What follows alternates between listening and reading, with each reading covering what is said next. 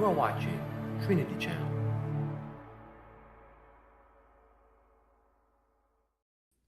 Hi, I'm Don Deal, the Director of Classical Apologetics at Norm Geisler International Ministries. Welcome to ABNSAT's Trinity Channel. Today on Spiritual Warfare, we're going to be discussing some New Age ideas and specifically the Enneagram. Today, I have with me two special people who have actually written a book on the topic. I have Don Veinot. Don, welcome to the show. Good to be with you. At my age, it's good to be anywhere. So, Well, we're happy you're vertical. exactly. And Marcia, welcome back. It's good to see you again. It's always nice to have the SES group hanging out. Absolutely. Thanks for having me back. I'm Well, really glad to be on with you again. we're going to discuss specifically more of the history of the Enneagram. Last time we discussed some of it and got into broad things. We also got a lot into your backstory, Marcia, Yeah. which many people, I tell you in particular, my pastor Danny, he must have mentioned that 5 times in the next several weeks at church in different services. He was very touched by your story, and particularly since he's emphasizing the power of prayer, how prayer had such an impact on your own life. Well, Right. the Enneagram itself, we're going to get into the details of that, but it's all part of this New Age spirituality that's trying to infiltrate the church. And for those who aren't familiar with the term New Age, it's basically it's a movement heavily focused on personal experience and a journey inward is the general definition.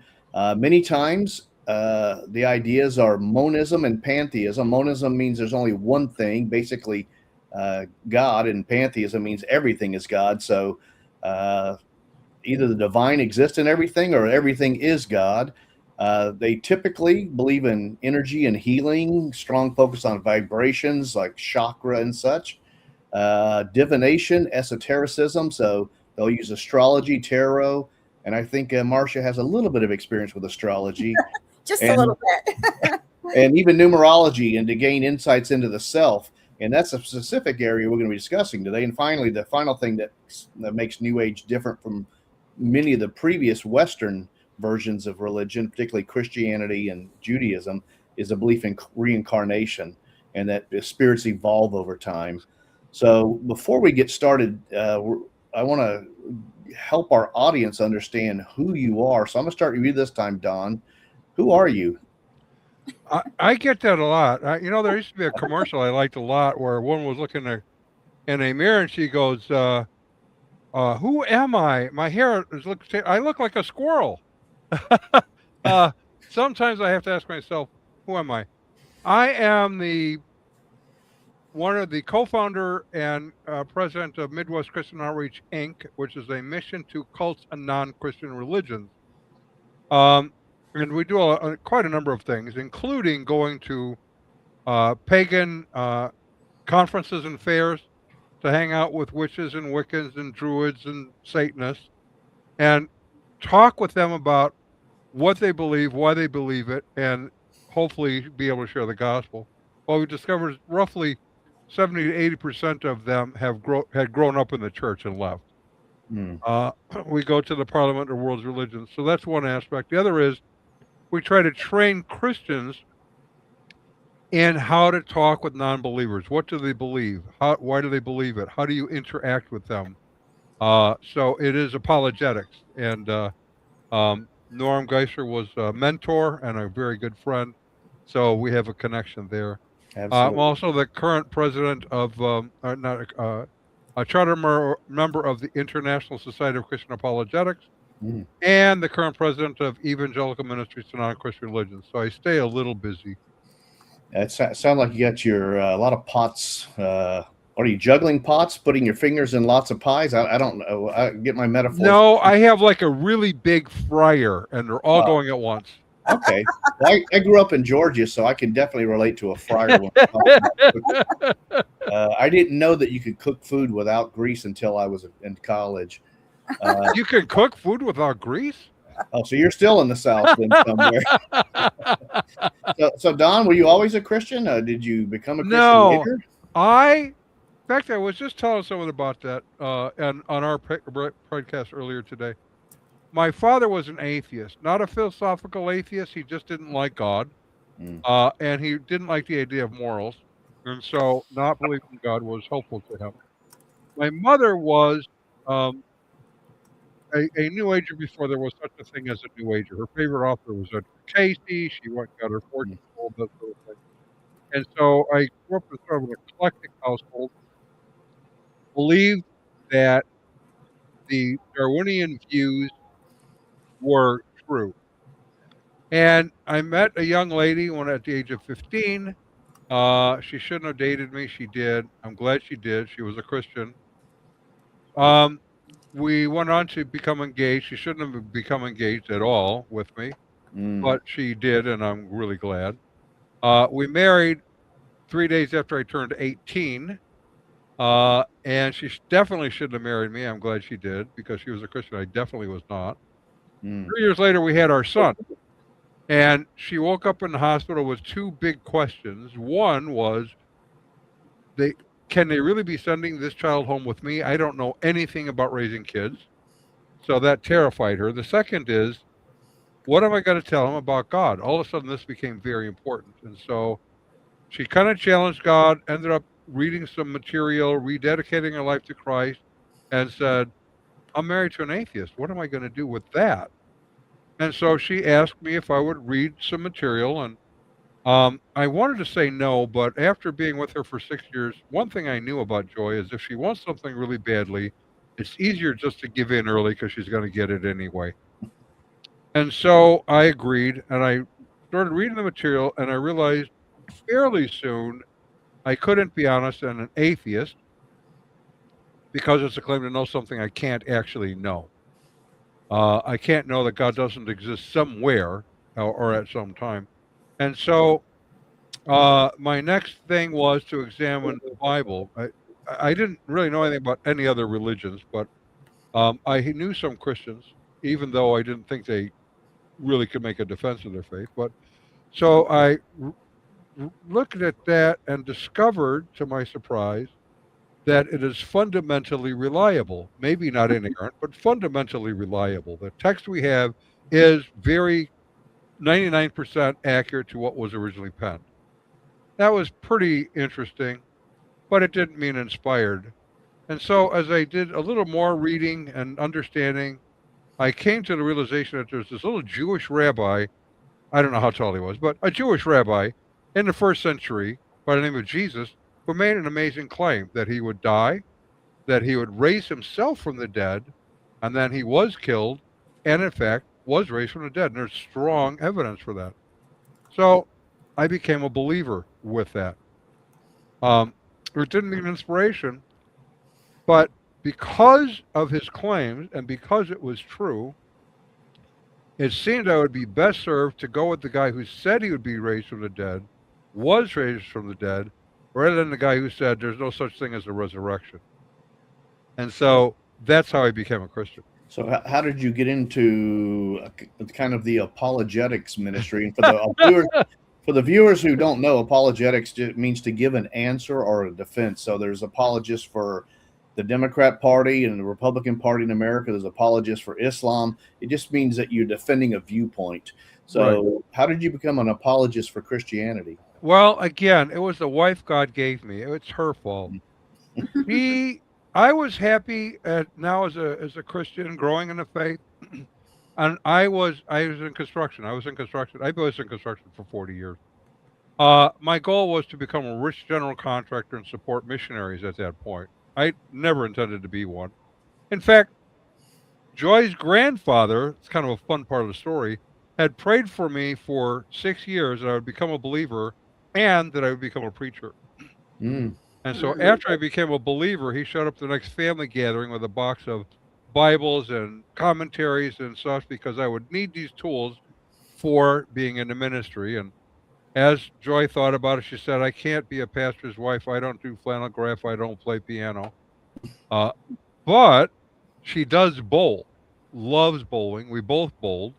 We bowled on 2 leagues and we practiced twice a week. We loved bowling. And she joined a women's scratch league they called the Hot Tomatoes. And there were Jehovah's Witnesses on the league. Ah, This is new because the Watchtower had made a false prophecy about the world ending in 75. It didn't happen. So by the late 1970s, they were leaving, and the Watchtower opened up for them to get socially involved a little bit in hopes of keeping them in the organization. So she met these women. They were delightful. They were funny. They great wives, great mothers. And she came home. She said, I need to understand more about what they believe because I don't really understand it. I know what they believe is weird, but I don't know what it is. Could you help me? Now, remember, if Joy wants something badly, it is easier to give in early because she's going to get it anyway. And so I said, okay, I will help you. We went to our pastor, fine pastor, good Bible teacher, asked him about Jehovah's Witnesses. He didn't know anything. Mm. He gave us a little tract with a lot of Bible verses on it. Might have been really helpful if we'd have known what the Bible verses were about, but there was no education there. So we started buying books. There were only 4 available at the time. They were helpful, but mean spirited. So you couldn't really give them to anybody. right. And then and then she heard about recorded helplines. This is interesting for me because I thought this is going to be helpful to us because it'll keep her busy and I can keep doing what I'm doing. She opened a pre-recorded helpline. She had to write a 5-minute little message, changed it every Saturday. We advertised it, never answered it, so that people could call and listen to the message and hang up. Most calls are after 10 o'clock at night because they don't want to get caught by their families calling, Mm. right? This has to all be done on a QT. And then over time, several around the country had open lines. And so we said, well, we need to make ours a live line. What if someone wants to talk to someone right now? And so we made ours a live line and they all referred to ours. In 1989, John Ankerberg did a show called 105 Years of Watchtower Service with 4 former Jehovah's Witness women. Mm. And they talked about a conference that they have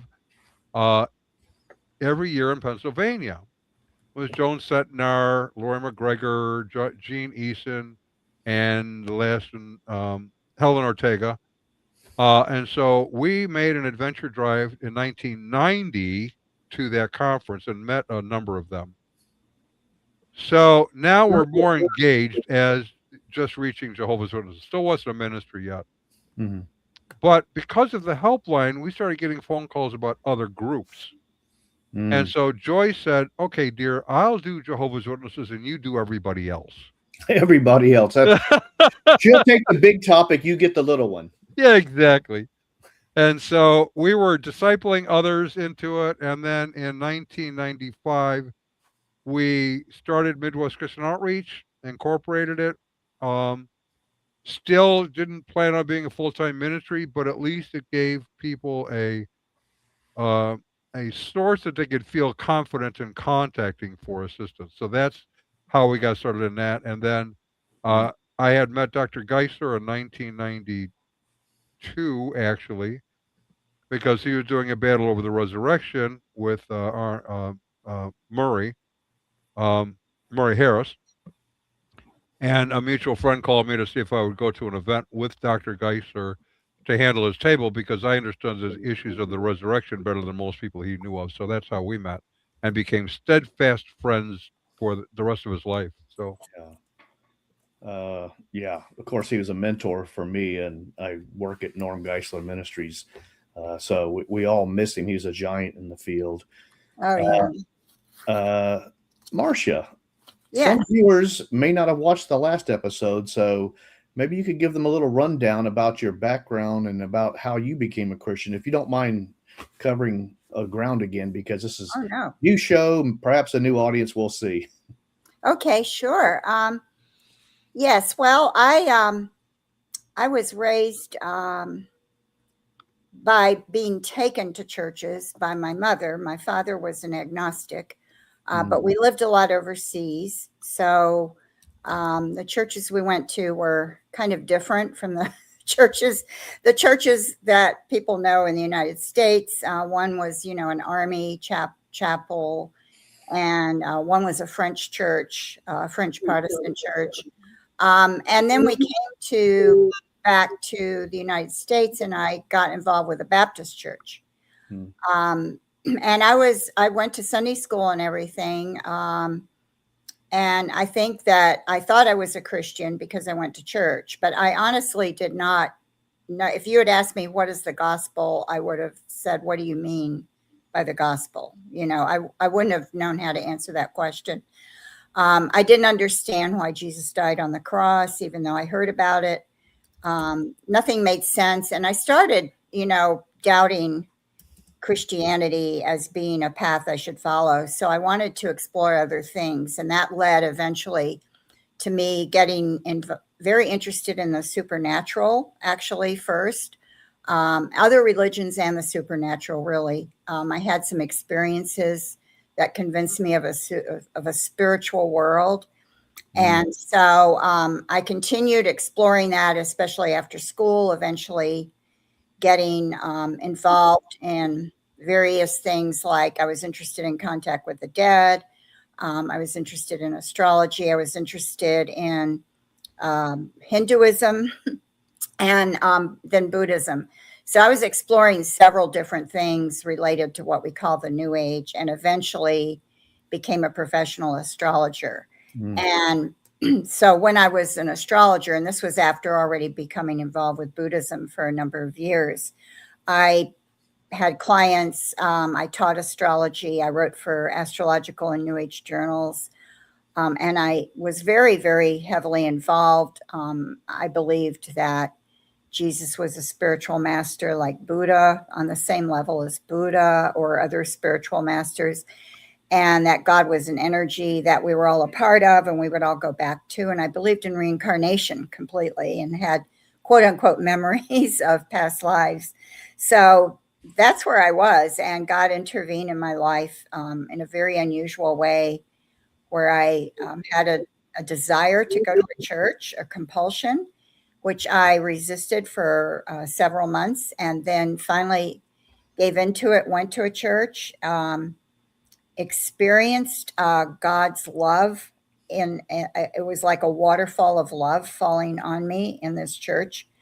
I didn't understand what this meant at all, and I was continuing or trying to continue in astrology, but I also was getting, after that, these impressions that God didn't like astrology and wanted me to give it up. And so I finally did give it up, and I still wasn't a Christian when I did that. And I was in a very strange kind of limbo where I wasn't an astrologer and I wasn't a Christian. And I didn't know what was going on. But I started reading the Bible, and it was a few weeks after that, while I was reading a passage in Matthew 8, that God opened my eyes, and I saw who the real Jesus really is. And I understood at that moment what he died on the cross, and that I needed Christ. And so at that moment, I gave my life to Christ, and I was completely changed. I knew that I was a new person. I found out a few months later that a young man in an office where I was working part-time, actually to give the boss of that office astrological advice on the employees, which is a whole other story in itself, because this young man happened to be in that office. And this man who hired me to give him astrology information was one of my clients and was also a student in my astrology class. And he wanted me there for astrology. And there was this young Christian man who worked there, and I found out he and his young adult group had been praying for me all during that year. And so that's kind of a short story of it. But, after that, of course, my life completely changed. And eventually people started asking me to give my testimony. And then a few years later, I was talking to youth groups, and then I was giving my testimony and talking about the New Age at my church and other churches. And eventually that led to going to conferences. That's where I met Don Veinot.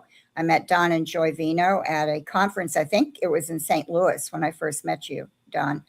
It might have been, yeah. I think it was in St. Louis at the PFO conference, but I'm Yeah. not sure. Yeah. And so it was somewhere, one of those conferences. And so that led to full-time ministry. So I went full-time in 1998, and I'm still in full-time ministry. I have supporting churches and supporting individuals. And that's how the Lord has sustained me and kept this ministry going. So I'm very grateful for that. Christian Answers for the New Age. So that's the name of my ministry. I should say that. Absolutely. We want to make sure people get the word out there. Excellent. Well, it's good to hear both of your stories. Mine isn't that dissimilar from Don's as far as being raised in a household with an absent father. He died when I was young, and then a mother who didn't want anything to do with religion. And so I became saved when I was 16. Long story, but basically got into apologetics because God pretty much put me down on my face and said, "You will be doing apologetics." And yeah, it can be intimidating to get a message from God sometimes. Yeah. It's not always Hallmark blonde, long-haired lady angels floating around. It's sometimes it's much rougher than that. And of course, it was exactly what I needed. Anyway, let's get to the main thing we're talking about. You guys wrote a book called Richard Rohr and the Enneagram Secret. There's a secret Enneagram. I thought No, it's a secret about the Enneagram. That's what. Oh, it's a secret you guys know. Yeah, I'll let Don answer that question because I think he came up with the title. What prompted you to write that book, Don? And since you came up with the title, well, I have to tell you, writing books is not my favoriteest thing to do in the whole world. It's time consuming and all of that. But the story, actually, the history of it is this. In 1992, I met an individual who's Roman Catholic Jesuit who we became friends with by the name of Mitch Pacwa. And in fact, we ran into him at the Parliament of the World's Religions in 1993 and had a little fun with him. Well, he wrote a book on Catholics in the New Age, the Enneagram, psychology, and other things like that. So he handed us a book. We read it. We thought he had 2 chapters on the Enneagram in it. We thought, this is really weird stuff. I'm glad we will never have to deal with it in the evangelical church. It's mostly for mystics and Catholics, in my opinion. Right. He had been trained in it, and in fact was the one who trained Mitch Pacwa. Richard Rohr. So, but after a couple of years of tinkering with it, he discovered that even though they tell him that whatever your number is always your number. And as he would take the test periodically, he would have a different number, which bothered him. And so he started researching it and discovered that it's occultic and has an occultic history. And so he wrote the book really to warn Catholics. So that was 93. We didn't think much more about it. We went on our merry way. And then in the early part of the 3rd millennium, the emerging church is emerging from the church. And they came in contact with someone who became sort of the resident theologian for the emergence by the name of Richard Rohr. Now, he was a contemplative at the time. Didn't know anything. I didn't know anything about the Enneagram, really. I didn't know, because I didn't know anything about the Enneagram. I didn't know he was affiliated with it in any way. I knew that his theology was wearing off on them because you would see it in Brian McLaren's writings and Rob Bell's writings and others' writings. Aaron Nyquist, who became left the Rob Bell's church and became the worship leader at Willow Creek Community Church. One of the first things he did was to post on his personal page how Richard Rohr had transformed his understanding of Christianity. And then I had to figure out, well, what does that mean? Well, it means everything that we now know what it means. It means it's not Christianity. Yeah. That sounds Right. like the early heresy, the Gnostic churches, where those leaders of those churches had Gnostic. The word comes from the Greek word gnosko, which means knowledge. Those Yeah. leaders had secret knowledge, which would transform the meaning of the scriptures. So that sounds Right. very. So this is not a new.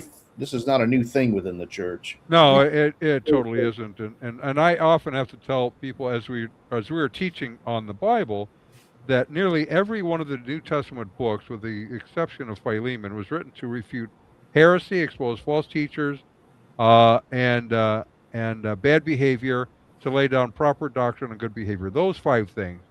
And you see that in John. He starts out, he's refuting two heresies: the Ebionites, who denied the pre-existence of Christ, and the Docetists, who denied the physicality of Christ. And almost every story in his gospel is to um, buttress up his argument that he is fully God, he pre-existed, and he was fully human. He's physical. Mhm. It's Mm. interesting stuff. So that was early in the around 2003 or four.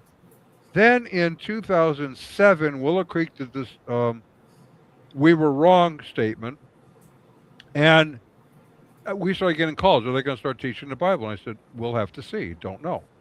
Well, the next thing they did was the Ancient Future Conference, headlined by um, Ruth Haley Barton and others, contemplatives. Who's big on contemplative that all of them are connected to? Richard Rohr. So here's the guy again, Richard Rohr.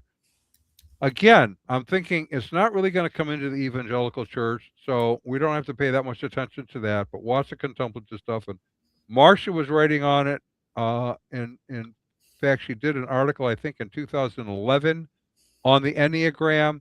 She's writing on contemplative. We're dealing with other things. So all of that happened through that period of time. Well, just We, if I can interrupt you just for a moment, a lot of yeah. the audience is not going to know what contemplative means. Could Okay. you kind of explain that a little bit? I can. I wish Marcia was here because she's like the expert. Well, I can't, okay. Well, if you want, I can ask her. Marcia, you still here? Did you disappear? Can we bring her back? Okay, maybe she's taking an early break. No, no. Oh, there you are. You're back. I was there the whole time, and I'm going, can you hear me? And when Oh, Don said yeah. I wish Marcia Oh, was you here, I got thought he was joking. Okay. I'm I like, want you to here. be the contemplative person. okay, I'll be the contemplative. I don't know what happened. I have no idea. it's all technical. It's okay. Just I go can for it, hear girl. you You're We're on great. the internet, and you ought to know ahead of time I everything's not going to work. know. You never know what's going to happen. So, Well, what yeah, does the contemplative mean? contemplative is, I call it a movement. I also call it contemplative spirituality. This is something I first started investigating in the late 1990s. And I can't remember what spurred me to do this, but I came across Thomas Keating, and he was a monk, and he along with two other monks, Basil Pennington and William Menninger, they were Trappist monks. They started a movement where they were teaching what they called centering prayer. And this was at the time more, it was influencing more maybe some people in the Catholic Church, although they were never officially endorsed by, like the head of the Catholic Church or the Vatican never officially endorsed them. But they were influencing people, and they were influencing the progressives or the emergents. So I started reading their books, and then I noticed a lot of parallels with what was happening in the church with Richard Foster, especially. And eventually, I wrote an article in 2005 about contemplative prayer and exposing it for what it was, that it was not true contemplation or true prayer. Basically, this is mysticism. That is what we're talking about, because they draw from the mystics from medieval times up to modern mystics. They draw from a book called The Cloud of Unknowing, which I read. Took me 2 years, but I read it. Wow. It's a 14th century anonymous book they think was written by a monk. And so I read that, and other material. And it's also influenced by Eastern religious practices because Thomas Keating and his two colleagues felt that Buddhist and Hindu monks or Buddhist and Hindu meditators had a sort of secret to meditating that Christians were missing out on. And so they actually taught some monks these techniques, which are very similar to the Eastern meditation I did. And that's one reason it caught my interest, is because when they were describing what they did, I was thinking, well, this is exactly what I did when I did Hindu and Buddhist meditation when I was in the New Age. So I started writing about it more. And then the Enneagram hit with The Road Back to You in 2016, which is the book that got it into the evangelical church. And so I had already been warning about Richard Rohr in 2013 and the Enneagram starting in 2014. And, but I really stepped up my warnings in 2016 after The Road Back to You came out by Ian Cron and Suzanne Stabile. By the way, Suzanne Stabile was mentored by Richard Rohr.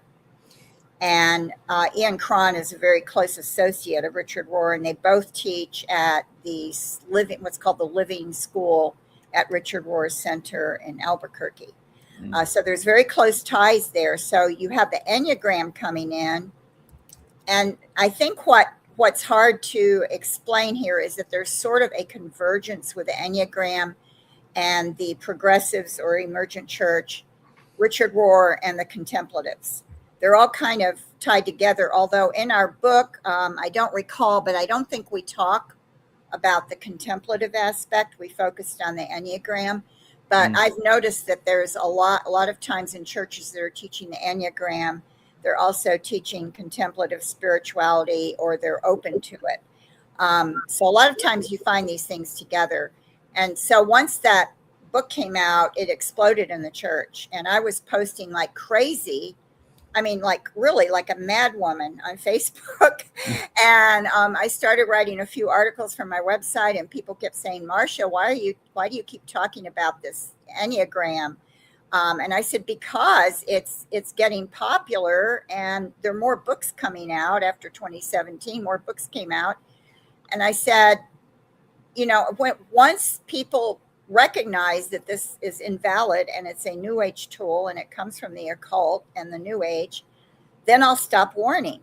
But that never happened. It just kept on, getting popular. And Don knew, of course, saw all this going on. And he said, we need to, we really need to do something. And so initially he, or somebody thought of doing an open letter. But then Don decided the best way would be to do a book, which we could put in people's hands. Right. So they had something concrete. Right. Over the next 4 years, basically, 2016, you had InterVarsity came out with their book, which sold over 1 million copies. Yeah. 2017, you had, let me think about this. The Sacred Enneagram. Yeah, Thomas Nelson. No. Yeah. Oh, I don't know if it was Nelson. Was it Zondervan? I think it was Zondervan. It was Zondervan. Zondervan was 2017. Yeah. 2018, IVP came out with their second Enneagram book. 2019, Thomas Nelson got in the act with a 9-volume set. And we said, okay, we're writing articles, we're warning people, we're doing, Marcia and I and a couple of others, trying to raise the bar on this. We sent letters to all of the publishers. Mostly they just kind of scoffed at it. Yeah. It was now going into colleges where they're teaching it as for certification in Bible colleges. And we went, okay, we need to do a book. We need to do something they can hand somebody else physical other than an assortment of articles. And that's why we did the book. Wow. Well, I know that there's a book right now there's many books on Amazon on the Enneagram. Thankfully, yours is there. The one that really concerns me is one called The Enneagram for Beginners, a Christian guide to understanding your type for a God-centered life. Yeah. These things, I got more. We got a lot more to talk about on this, but we're going to take a break right now. This is Don Deal with Don Veinot and Marcia Montenegro. We're discussing the Enneagram here on Spiritual Warfare, the New Age today on ABNSAT's Trinity Channel. We're going to take a brief break, so please watch the commercials, consider supporting ABNSAT, and we'll see everybody on the other side of the break in just about 2 minutes. Thank you.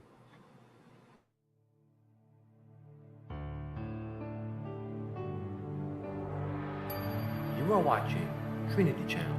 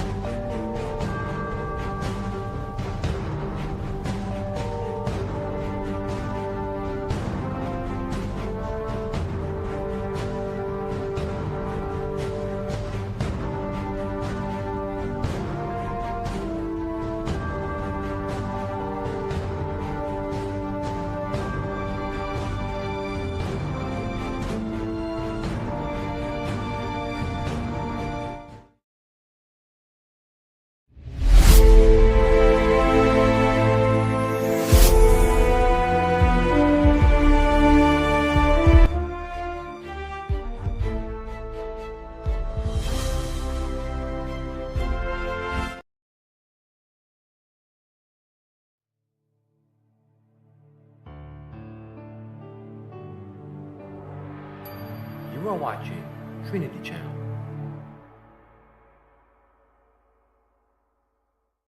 What I meant was 2 minutes or less. That's what I meant to say at the break.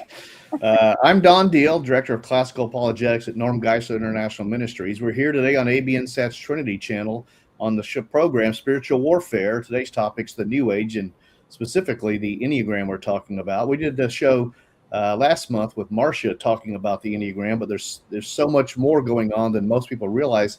We had to bring her back, and thank you for coming back, Marcia. Oh, thank you. And she said, well, if you're going to have me back, you should have my padre, Don Veinot, come back with me also. Don, welcome. Thank you so much for being on the show and what you've discussed so far as your personal journey and also how you got into discussing this. Let me ask you this one, Don. In the book, you guys have a section called Enneagram 101, where you walk people through that. For listeners who, like the title of the book I read just before the break, they've only heard it described as a Christian personality tool. Can you briefly explain, and briefly, I mean, we got about an hour left of the show, what the Enneagram actually claims to be and why you called the book a secret? So, What is the Enneagram? The true Enneagram adherents, Richard Rohr and others, are very clear that the Enneagram, the numbers, are your path back to God, that you have never been separated from God, that you invented a false self that believes you're separated from God, and the Enneagram path is the one that gets you back to the realization that you are, in fact, with God, have always been with God, and have never been separated from Him. That is your false self. Now you can come back to your true self. That's what the Enneagram is all about. Yeah, that's what it really is. Right? It has been kind of sold as the bill of goods as a personality profile. It wasn't intended to be that ever. That's just a sales pitch. So it's a different religious concept clothed in Christian verbiage. Yes. Absolutely. And marketed by Christian publishers. Oh, as I read that title just a moment ago, and I mentioned last time that even a large church like Andy Stanley's in Atlanta area use the Enneagram within their staff and within their training. They're big advocates of it, and I would like to say that's the only issue I have with what gets taught there, but we're not on this show to bash on Andy today. I disagree with a lot of stuff he says, but I'm not going to call the police on him or anything. Well, let me ask you this, Marcia. The popular view is that the Enneagram has ancient Christian roots, that it started in monasticism or something along that line. what are the real historical roots, and how's that different from what Richard Rohr and the others say about it? Well, yes, it doesn't have any Christian roots. A lot of people try to say it came from Evagrius Ponticus, who was like in the 4th century, or it came from Ramon Lull, who was a monk, I think, in the 12th century. And he did draw some diagrams, but he didn't draw the Enneagram. He was drawing diagrams to illustrate the Trinity because he was in Spain, and at the time, the Muslims were in Spain, and he wanted to show them the Trinity, basically.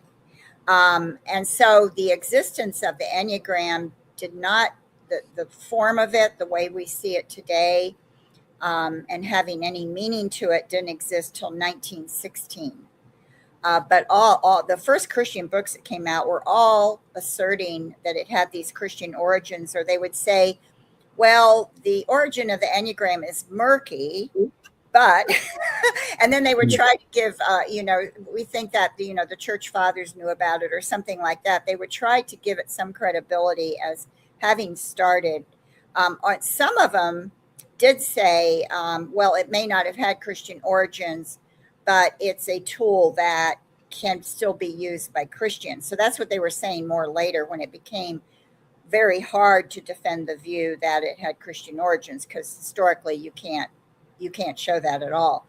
And so it really began in 1916 with George Gurdjieff, who was this esoteric teacher who had followers, but he taught the Enneagram as this tool that basically revealed the secrets of the universe, the cosmic laws. He thought that it illustrated the music of the universe. He felt that there was these vibrations or waves, maybe not vibrations, but these waves, this cosmic dance going on. And he actually choreographed dances that illustrate what he believed was going on. And you can see them on YouTube today. Yeah, you can go look. If you do a search on YouTube for George Gurdjieff dances, you'll find quite a few, because there are still people who follow his teachings, and they do these they're kind of strange dances. It's not like a normal dance. It's certain movements, and supposedly they're aligning with the movements of the universe. And he felt that the Enneagram illustrated this, that he had captured that, and he had captured the secret of all these different numerological secrets as well. I mean, it's very, very complicated, which is always true with the occult. I mean, this is really an occult tool. It's very complex and has all these layers of meaning to it, just like astrology. That's one reason I understood the Enneagram and what it was and why people were believing it, because it works the same way as astrology. So now I do believe that Richard Rohr wrote a book in 1991, right, Don Veinot, on the Enneagram. He and I can't remember the other guy's name. He was a Lutheran. Wrote a book, The Enneagram: A Christian Perspective. And I think it was first written in German, and then it was published in English, translated into English. And I think he said in there initially that it didn't have Christian origins. He did. He was very clearly stated in that book. Yeah. Yeah. And so that changed. It's really weird how that completely went away and it changed.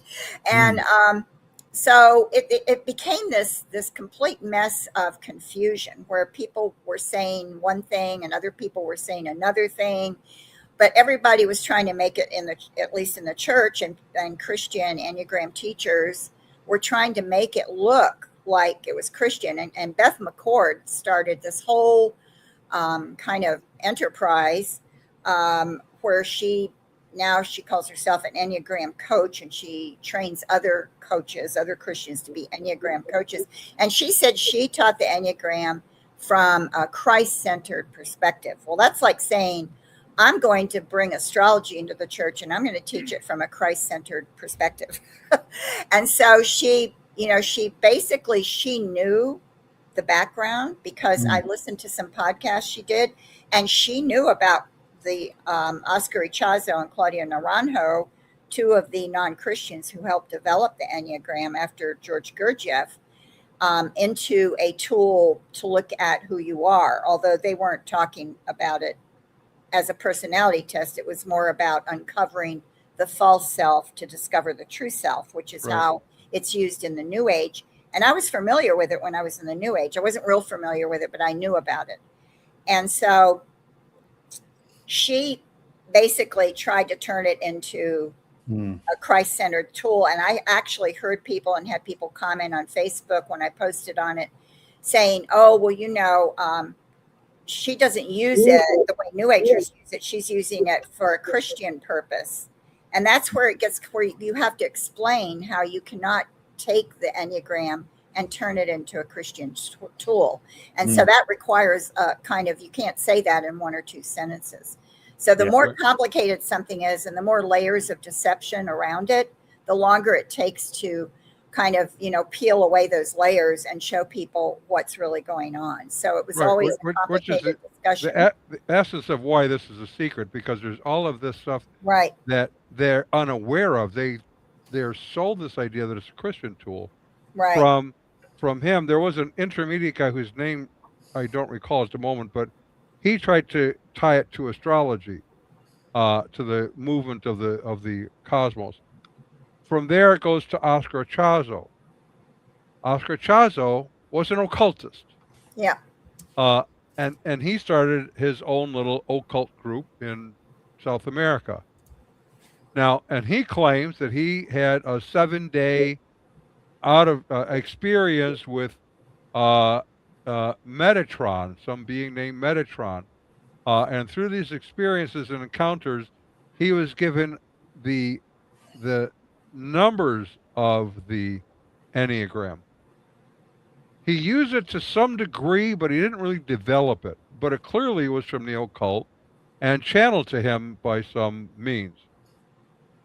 He passed it on to a guy named Claudio Naranjo, who was a psychiatrist, who is also engaged in ayahuasca, which is a natural growing pharmaceutical, if you will.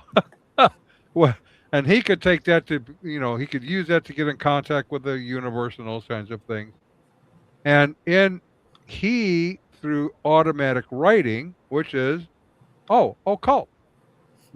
He got the Enneagram types, the exact types.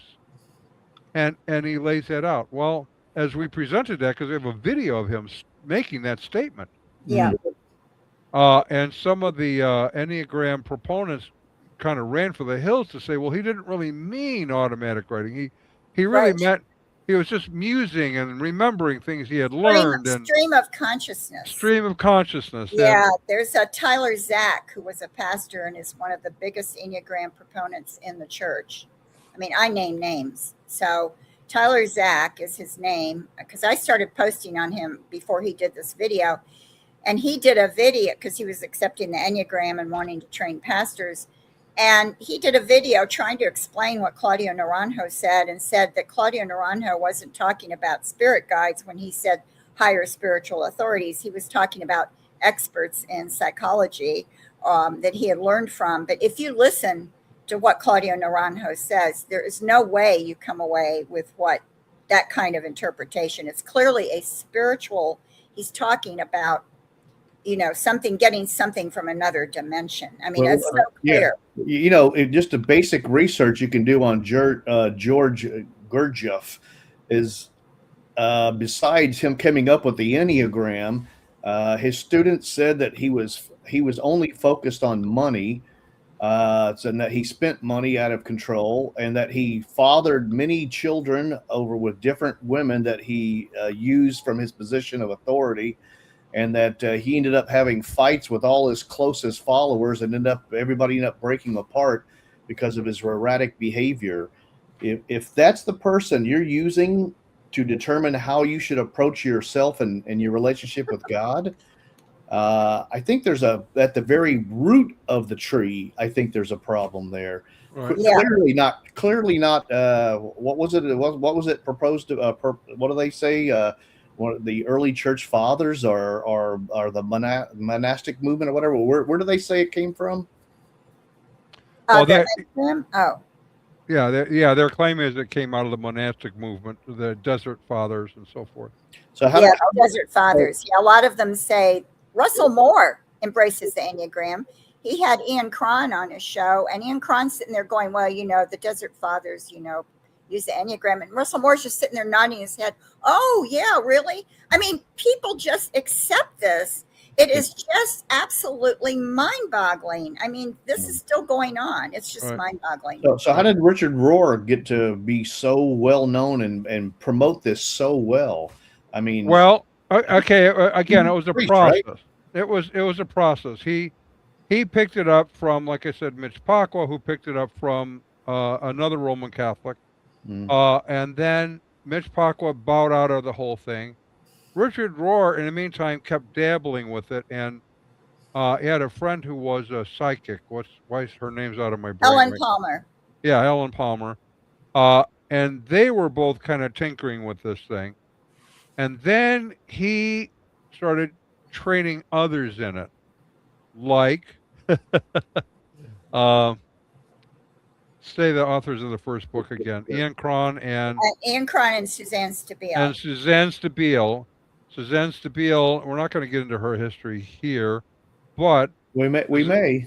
no, we won't, because what I know by hearsay, so I want to Okay. always be careful with that. Okay. But she and her husband became engaged with Richard Rohr, and she was essentially discipled by Richard Rohr. Yeah, she was. She was mentored. She admits it in an interview she did. She admitted to being mentored. Richard Rohr mentored her and her husband for, I think, several years. And she learned the Enneagram from Richard Rohr. And I wanted to mention one little missing piece here in the history with Richard Rohr getting it. When Claudio Naranjo, who we mentioned how his focus, what he did was he studied the effects of mind-altering drugs, psychedelics, Right. on the brain. That was his interest. And he went to California and was teaching at the now I need help with my memory. Esalen, that's the name of it. Right, Esalen, Yeah, right. Esalen, the Institute. California.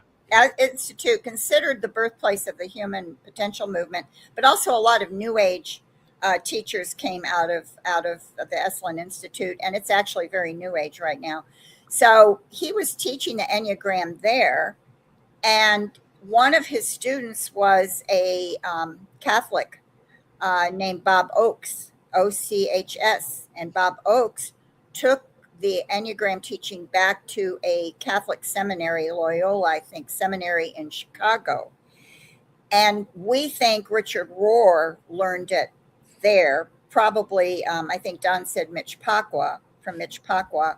Yes. But yes. it was this connection with Bob Oakes, this Catholic. I think he was I don't know if he's a priest or a monk, I can't remember, but he went back and took it to Chicago. So there were two paths. One went to Chicago via the Catholic, Catholics who got into it. And the other path was through Helen Palmer, the psychic, who took it into the New Age. And she started, once she started writing about it, she started teaching other people. And then it spread like wildfire in the New Age because it's such a New Age tool. It's just perfect for New Agers because it has there's no standard for anything in the Enneagram, and you can put in what you want to. And so it just spread like wildfire. She trained people who trained people, and all these different New Agers started teaching it. And let me just point out real quickly that Beth McCord, who I mentioned earlier, who said she taught a gospel-centered or Christ-centered Enneagram, she had 6 New Age teachers, because I noticed that she said she learned the Enneagram 15 years ago. Well, this was a statement she made like back in 1920 or something, 2020. And so I knew if she learned it 15 years ago from that, 15 years prior, she couldn't have learned it from any Christians. There weren't any, maybe some Catholics maybe knew enough about it then, but So I looked up, I found out the names of her teachers and looked at all of them. A couple of them I knew, they were all New Agers. And so I did a Facebook post that Beth McCord had 6 New Age teachers, and I named them, and I had screenshots from her website where she names them. She actually names them. Of course, she doesn't call them New Agers. And you know that completely was taken off her website in less than a year. Wow. So Yeah. and then I did another Facebook post. Beth McCord removed all the names of her New Age teachers. Why did she do this? I wonder. Yeah. So Yeah. you see Duh. what's going on. This is talk about the New Age getting into the church. It was just it was such a clear assault from what I was seeing and what Don was seeing. And but yet people found it hard to believe it because, you know, they knew some Christians who were doing it, or they knew pastors who said it was okay. And then here comes, you know, me and Don, who, you know, we aren't, by most people, we aren't known. Nobody knows who we are. I mean, you know, not really. And so they're like, well, who are these people saying the Enneagram is New Age and occultic? You know, and so a lot of people would just say, oh, Marcia doesn't know what she's talking about. And it was a real battle. It was a real battle. I can't imagine. You know, the worst thing is for me is even the scientific community has turned on it. I mean, the idea that it's scientific. I'll give you 4 things. The reason why the scientific community turns back on it: lack of empirical validity. You can't do peer-reviewed studies that demonstrate this. And this reminds me so much of a book I read part of before I got frustrated called Dianetics from L. Ron Hubbard. You know, when Scientific American reviewed Dianetics, they said, in the history of printing, no book has contained more claims and less evidence. By the way, that's not a positive review on Dianetics. Not Yeah, really. and you read it, and he says studies invariably show, and he never linked studies or anything. He just so it's the same type idea. So it lacks empirical validity. It pigeonholes people as if everybody is always the exact same personality all the time. Yeah, I know there's days when I'm grouchy, or as my son called me when he was 2, he says, "Daddy's scrouchy today." I know there's days when I'm joyful, and days when I'm happy and laughing, and days when I'm serious and working hard. And which day you gonna do it on? When I went for my airline pilot interviews, I was told that when they ask psychological questions, always remember that day when you were really excited to work and happy, and then answer it that way. In other words, emphasize that aspect of your personality, not the ones they might not like. Yeah, because the Enneagram claims, you know, once you discover which type you are, and then they link it like there's another type across from that type that would be something that strengthens you, and another one that weakens you, etc. And you know, as all things in occultic are, they get more and more complicated. And they came up with dividing it in 3 different areas and all of that stuff. Well, they say this is your type. And that is so wrong, because people change. People's personality changes. Depending on who you're with, your environment. And a lot depends on that too. So to try to pigeonhole yourself in this category, plus it's false. And we cited in our book a Christian psychologist, Don, give me his name. Jay Medenwalt. Right, Jay Medenwalt, because he has, and even since our book, done some tests on, he evaluated a test that's on. Right, there are scientific evaluations for profile testing like this. Yeah, that demonstrates that they are accurate tests scientifically versus others that are just cosmopolitan kind of made up stuff. Yeah, it's called the psychometric test. Psychometric test. Yeah, there's also the people who studied it for the scientific world said it also exhibits the Barnum effect. Yes. Right. And the Barnum effect, for those who don't know, is that you'll hear things that are vague and non-specific, and somebody, they'll say, "Is this you?" And they'll go, "That's exactly me." but Yeah. it's vague, and you focus on yourself and you apply it that way. And it reminds me of the story I told last time, where the psychology professor told all the students that he had they had their charts done for each student, Oh, and their yeah. personalities determined, and they had them read it and rate it on 1 to 10. How closely is this correct about you? And they all gave it a 9 or a 10. And he said, now pass it to the person behind you. And it was all the exact same vague wording. It's the Right. Barnum effect, where That people, was, I think that was done with astrology. yeah, it was astrology It was was a specifically what that professor was who passed horoscopes out to everybody based on their birth date, and they all, and like something like 95% of the students said, yeah, it's accurate, and then they passed it around, and they all had the same thing. So yeah, that's the Barnum effect. There's the confirmation bias. Yeah. There's several. In fact, Jay Medenwalt had, I guess it's still online. He had a 2-part article on the Enneagram, and the second part of it, he names all the different reasons why the Enneagram is believable. And you know what? They're the exact same reasons that make astrology believable. That makes sense. Exactly. They're exactly the same. Yeah. So, people wanting answers, people wanting to hear about themselves, focus on themselves. Yeah. Well, I'm going to interrupt you. I apologize for that, but it's about time for a break again. This will be the final break. When we come back, I'm Don Deal, and this show is Spiritual Warfare. We're discussing the Enneagram today with Marcia Montenegro of Canna and Don Veinot of MCOI. And we're going to take a brief break, and we come back after the break. I'm going to ask them some really hard questions about the Enneagram. All right, so please join us after the break.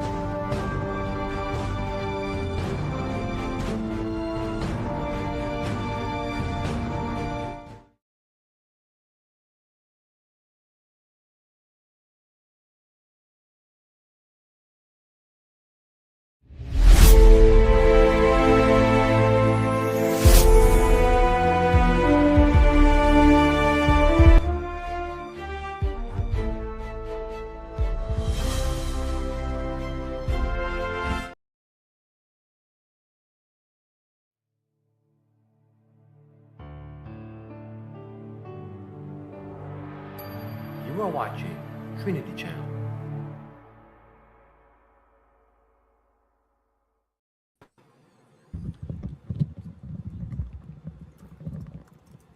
Hi, I'm Don Deal, Director of Classical Apologetics at Norm Geisler International Ministries. Welcome back to ABNSAT's Trinity Channel. Today on our show, Spiritual Warfare, we're discussing the Enneagram, part of the New Age movement, with Marcia Montenegro of Canna. And Marcia, would you mind telling the audience again what Canna stands for?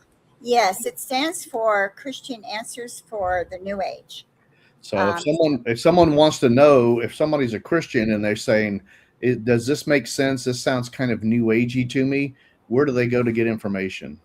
Well, they can check out my website at christiananswersnewage.com and see if I address the issue there, or they can contact me via the website or on Facebook. They can either contact me personally on my personal page, or I have a Facebook page called Christian Answers for the New Age, and they can send a message to me there. People can also post questions on my Facebook page, and which people often do. And so I'm very happy to try to answer any questions. If it's something that's not really New Age, and I do get that sometimes, I can usually direct them to a resource that addresses the issue they're asking about. Mm-hmm. So sometimes people put everything that they think is unbiblical under New Age. And it actually belongs somewhere else. And I can't investigate everything. So, I'm focused on the New Age and the occult is what I usually tell people.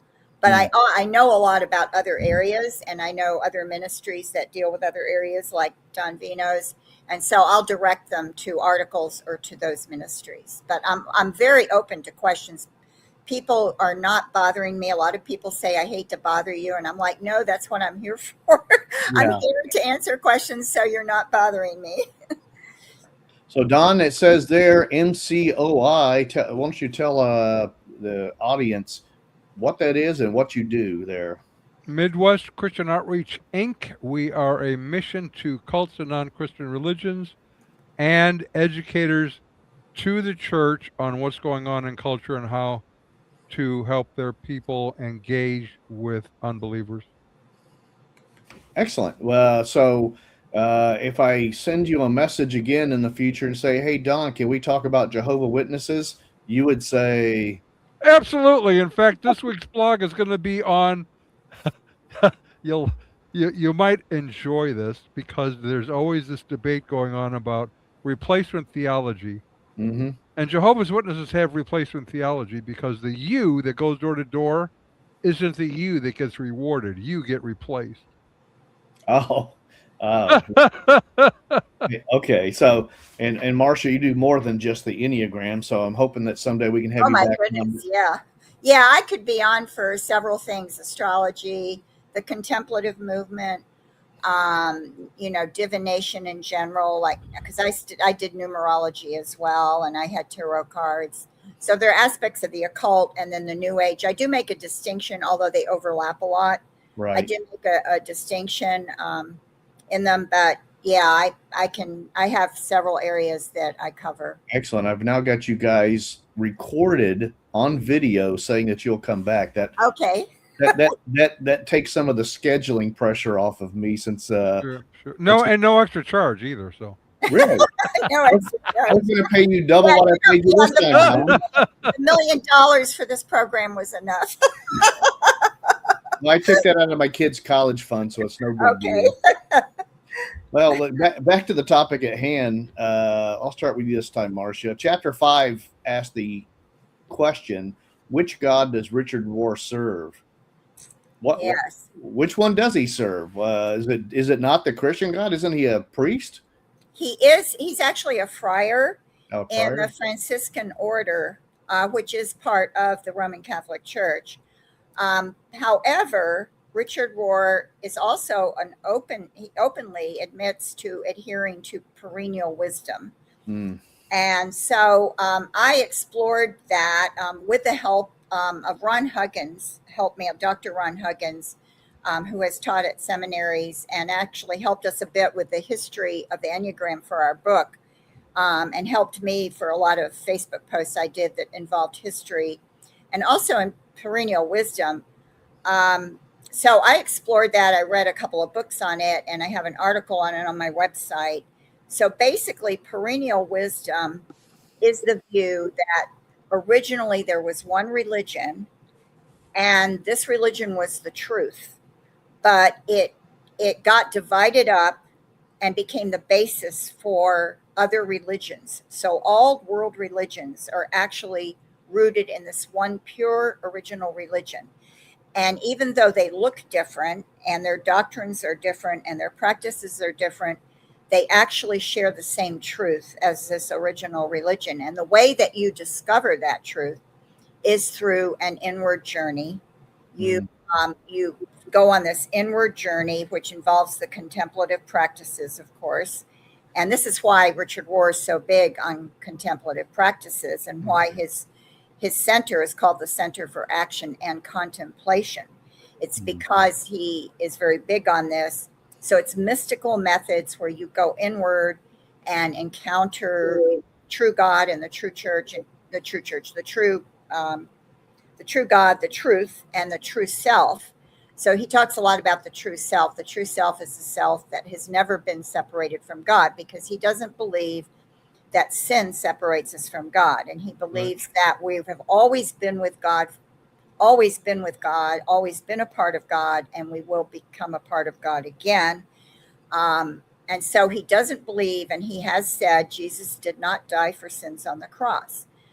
So he is clearly heretical on the atonement, and he's heretical on the nature of God and the nature of Christ. He teaches that Jesus and the Christ are distinct. So Jesus was the man born in Bethlehem, and who became Jesus the teacher, but he was a vehicle for the universal Christ. And so Richard Rohr started talking about this. Actually, the reason I got interested in him was in 2013 when I heard him interviewed by a priest on the topic of the cosmic Christ. And I thought, what is he talking about? And it was really confusing. I didn't know exactly what he meant. Who is this cosmic Christ? So I started, following Richard Rohr in the sense of watching interviews and talks that he did, and trying to understand this. And apparently it's the universal Christ. And he did write a book on that. And I have an article on that on my website where he makes it very clear. And so this universal Christ is actually had two incarnations. The first incarnation was creation. The cosmos. The cosmos. Jesus first incarnated as creation. His second incarnation was as Jesus. But then after the resurrection, there was a separation between Jesus and the universal Christ.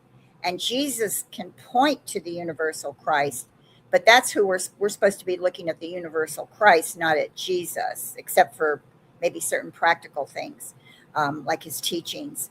But the universal Christ, it's what's really mankind is supposed to be searching for, and looking up towards the universal Christ. So he makes a distinction between Jesus and Christ. That's heretical, of course, right there. And the incarnation is creation. He's an open panentheist, which means he's not a pantheist, but he's panentheism, which we talk about in our book, which is the idea that God is contained in creation and creation is contained in God. And so Richard Rohr teaches what he calls an embodied spirituality. This is why he's not a Gnostic. A lot of people think he's a Gnostic, but he's not completely a Gnostic, because the Gnostics made a distinction between matter and spirit. And Richard Rohr does not do that. He believes that matter contains spirit, that matter contains God. And so he believes in this embodied spirituality, and that all of us have the divine in us. We all have the divine in us, just like Jesus did. So this is his view. This is where he's coming from: panentheism and perennial wisdom, which sometimes sound like the New Age. And so that's why, another reason why a lot of people think Richard Rohr is a New Ager, but he's not a New Ager. And I actually think he doesn't like New Age ideas, but a lot of his ideas, the perennial ideas, overlap and sound like the New Age. So it's very confusing. Wow. So, hey, Don? Yes? You guys talk about the Enneagram spread as kind of like a spiritual infection in the book. What do you see in terms of discipleship, gospel message, how people view sin and sanctification? Are those issues where the Enneagram has had a negative effect on the members of the church? Absolutely. I'm going to give you an acronym that I came up with, 30 years ago. AIDS.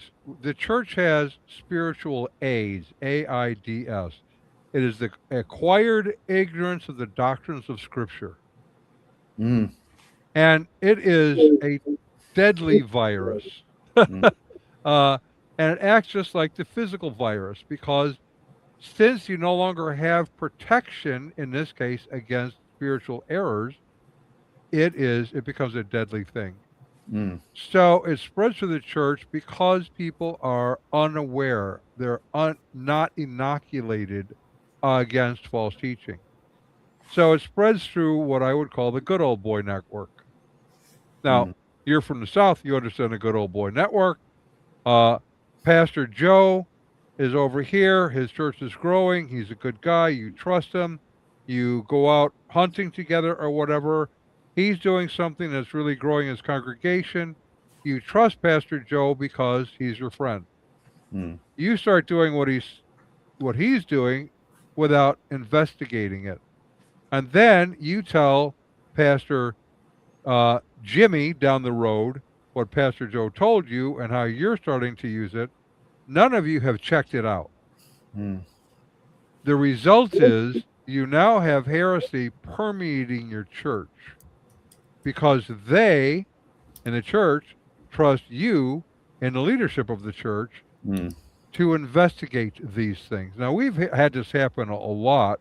This is not the first time. I really came up with this because of Bill Gothard, which we wrote about him, who got into the church, 2.5 million followers.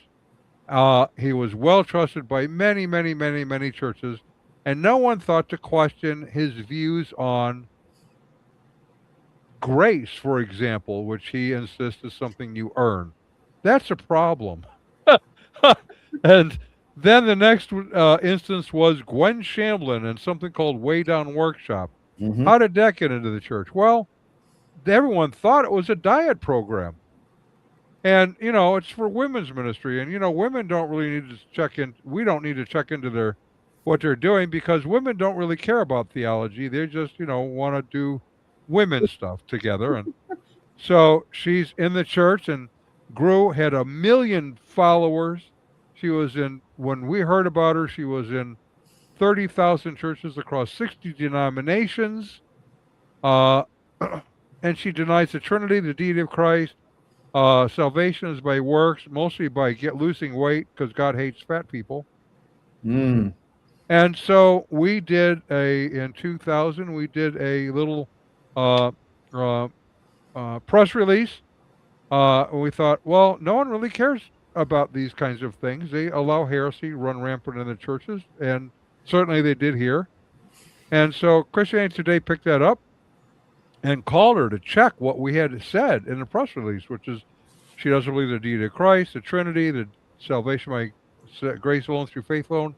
And she confirmed all that was true. And then she said the most amazing thing. She said, women don't, this is okay. This will pass. Women don't care about doctrine. They just want to lose weight.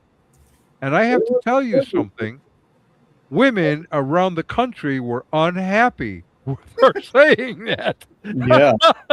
And in the matter of 3 weeks, she lost all but 500 of her followers. It was an amazing thing to happen. Wow. So, Yeah, go ahead. all right. So, because of that, we watch these trends happening and we try to alert people, but very few listen because they trust Pastor Joe, Pastor Bill, Pastor Fred, InterVarsity Press. No one thinks, should we actually look at this theologically, because they trust other people. And in defense of pastors, they have a hard job. Mm-hmm. Right? They're trying to teach their congregations. They're trying to comfort those who are sick. They're doing all that kind of stuff. And they trust others who they believe are doing the vetting. Mm-hmm. They don't realize that their people in their churches are walking into this stuff, coming to them through other sources, unvetted. I have to tell you a secret. InterVarsity Press doesn't have anyone theologically vetting their books unless they're scholarly books. They don't, Zondervan Press doesn't have anyone theologically vetting their books. None of the, quote, Christian presses theologically vet their books. They assume the writers and authors know what they're talking about. Right. Unless they're scholarly work. Trust the publishers. They were trusting these publishers. They said, well, if they're publishing books on the Enneagram, how could the Enneagram be wrong? Or they wouldn't publish books that were about something that was New Age. Well, yeah, right. They would. Yeah, absolutely. They would. Well, Marcia, who cares where the Enneagram came from? God can redeem anything, right? Right. Oh, yeah. That was a line I heard so many times. So I finally wrote an article on my website called "Can God Really Redeem Anything?"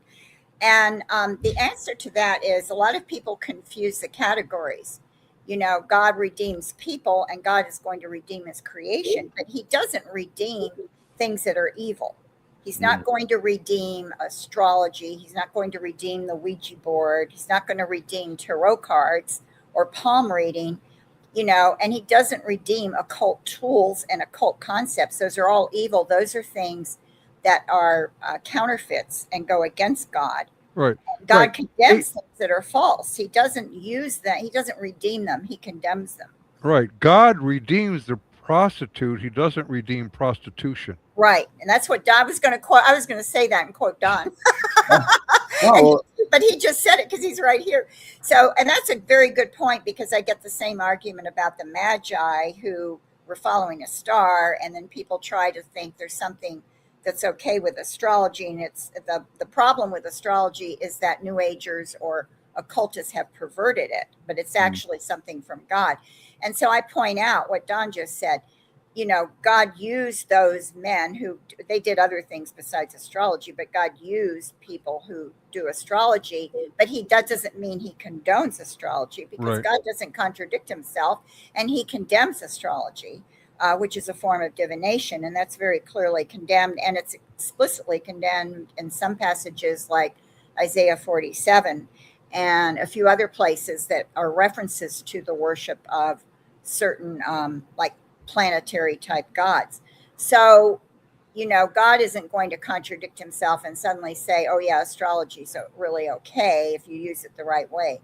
So, this idea that God can redeem anything, I think that's rooted in the belief, God can redeem anyone, which is true. God can redeem anybody.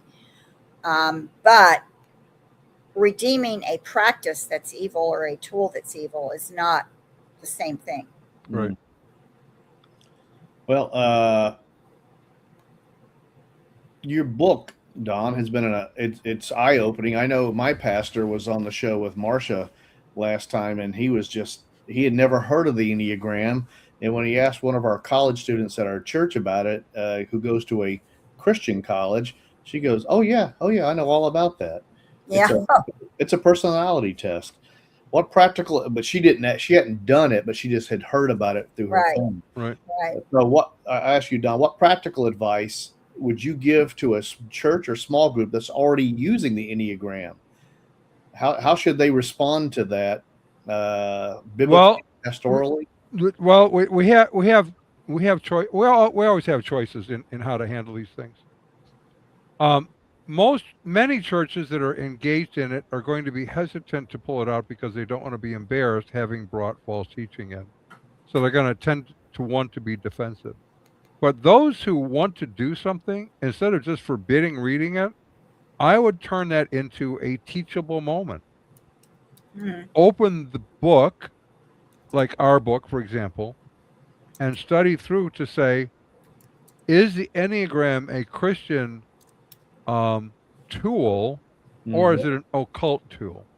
And you do what you have done then when you teach it that way, like Suzanne Stabile's book, let's say, you're doing it in a small group. Compare that with what we've said about the Enneagram and say, okay, Christian or not Christian, check one or the other.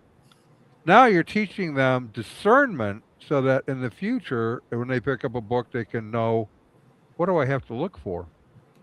I have to tell you, one of the things that I have done, I haven't done this in a long time, unfortunately, but I used to have churches that would bring me in for a 3-day weekend, and they would get several churches together, and I would deal with worldviews differently than Worldview Weekend. I would sit down with the high school students ready to go to college.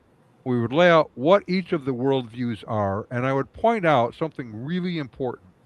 Every book you read, film you watch, person you come in contact with, peer group you're involved with, is adding to your worldview through osmosis. You're not even realizing it's happening. You just pick it up and what you see, hear, and engage in. So you want to learn how to be aware in all of these settings. And so we go through, here's the worldviews, here's what they teach, and then at the end of that, we have a movie and a popcorn. And so they're going to watch the film. I usually use Hidalgo as the film because they have 3 distinct worldviews in the film. It's a commercially made film. And at the end, they have to tell me which of the characters, the main characters, are the most honorable, the most honest, and what they believe is the most truthful. And so the 3 worldviews are animism. You've got an American Indian, Islam, and Christianity. Let me ask both of you, which one do you think is the least honorable of the three in the film? Christianity. Absolutely, positively. They are thieves, liars, always conniving. Which is the most accurate view of God? Oh, Christianity. No. But not in the Animism. movie. In the Yeah. movie. Yeah, probably In the not. movie. Yeah, Oh, it's I In the Islam. movie. Islam? Animism. Oh, He's animism. Oh, the animism. Oh, animism. interesting. He's the That makes- hero of the movie. In, Oh, in that's Hollywood, that makes perfect sense. Yeah, which is the most honorable? Well, that would be Islam, because he honored the animist, Oh, right? oh, Now, once they realize that, then they go, I would have never caught that. I go, no, but yeah, it does affect how you think about these issues because right. it comes in by osmosis. I did the same thing when I talked to youth groups. I would talk about if there was a real popular movie, like that had occult or New Age views. I would say, how many of you guys have seen like The Sixth Sense, which was the little boy who was communicating with the dead? And like almost every, I can remember in the youth groups where I asked that question, almost everybody raised their hand. And so then I would say, well, what's the message in this? What message do you see at the end? Because there's a very clear message. And they would like be thinking, and sometimes they would get it. They would say, oh, well, you can talk to the dead, or it's good to talk to the dead. And I said, yeah, there's a message in that movie. We have to think about that. How would God see that? So Right. just basically kind of the same idea. I did it Right. usually with movies, Right. sometimes popular books, but yeah, and that's a very good exercise, really, especially I think with young people, to get them to critically think and see how these worldviews are being, Interactive. showing up in popular culture Yeah. and movies, etc. Right. So I don't think I'm not for banning books. I Right. read a lot. I read Wiccan books. I read New Age books. Because I have to know what they're thinking. How do they come to the realizations Right. so that I can engage with them? But in order to do that, I have to have a sound, solid, apologetically based understanding of what's going on Right. to defend myself from being deceived. In fact, it's interesting. Paul, meeting the Ephesian elders,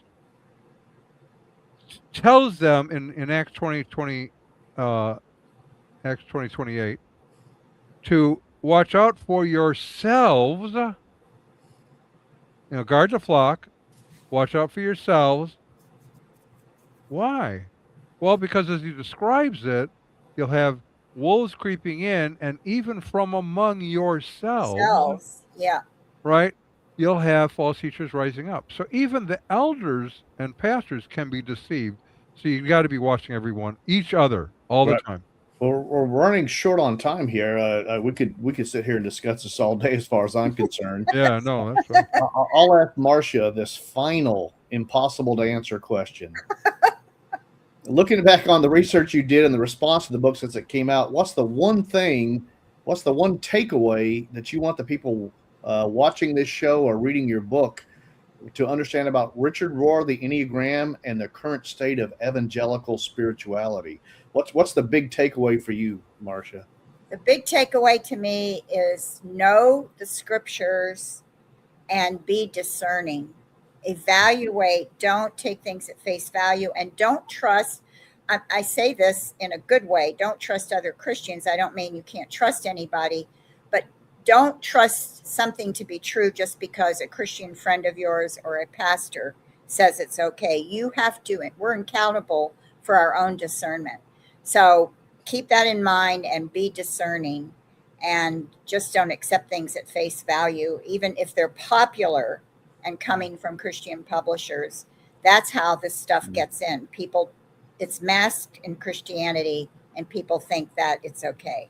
Right. Well, So- Don, I'm going to give you the final word here. So you have anything to add to what Marcia just said? Nope, she's exactly right. For the pastors and elders, train your people to know the scriptures and to be discerning. Yeah. To the congregation, I say this, and every time I speak on the role of the pastor, I tell them the same thing. Your pastor is the singularly most accountable person in the church. They live in glass houses, and you all have Windex. So you keep each other accountable. Amen. Well, we're going to end on that. Well, I'm Don Deal. I've been here today with Marcia Montenegro and Don Veinot. We've been discussing an area of spiritual warfare, which is what this program's about. The New Age infiltration of the church through the Enneagram, which is neither Christian nor psychologically valuable. It's simply a way to mislead and misguide the flock. Even the very big believers, even those that Christ are holding his hand, can be misled, even if they're still in his hand. I don't know that anybody has perfect knowledge and perfect faith. So please be on the workout. There are wolves in sheep clothing out there who tell you they're bringing you something new and wonderful. Always compare it to the Word of God. Thank you both so much for being here. You guys have already given your websites and your contact information and what you do. I pray that the audience who's been listening will take advantage of those resources. This is ABNSAT's Trinity Channel. Please consider supporting ABNSAT and its wonderful mission to bring the gospel and truth throughout the world. Thank you and good night.